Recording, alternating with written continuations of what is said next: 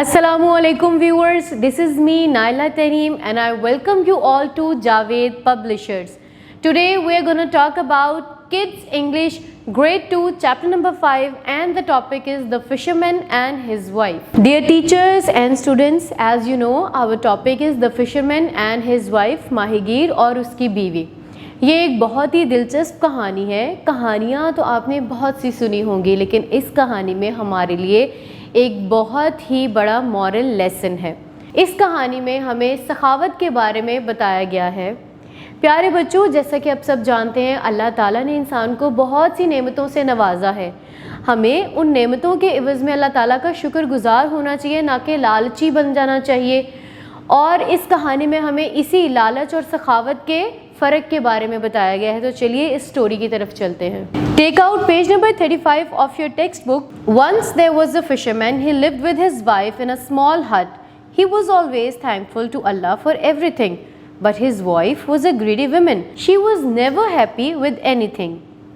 एक दफ़ा एक माहीगीर था. वो अपनी बीवी के साथ एक छोटे से घर में रहता था. वो हमेशा हर चीज़ पर अल्लाह ताला का शुक्र अदा करता था और इसकी बीवी एक लालची औरत थी. वो कभी भी किसी चीज़ से खुश ना होती थी.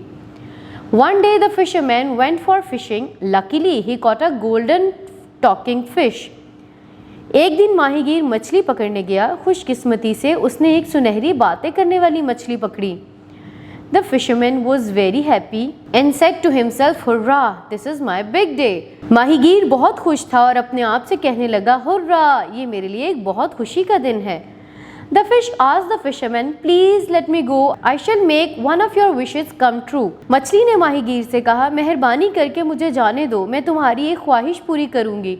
The fisherman was a kind-hearted person. He said, "I have everything. You are free." माहीगीर एक रहमदिल इंसान था. उसने कहा, मेरे पास सब कुछ है, तुम आज़ाद हो. The fish was impressed by his generosity, gave him a big house and a lot of food for days. The fisherman was very thankful and went back home happily. मछली उसकी सखावत से मुतासिर हुई. इसने एक बहुत बड़ा घर और बहुत दिनों के लिए ज़्यादा सा खाना दिया. माहीगीर ने इसका बहुत शुक्रिया अदा किया और खुशी खुशी घर वापस चला गया. He told his wife about the incident, but his wife got angry.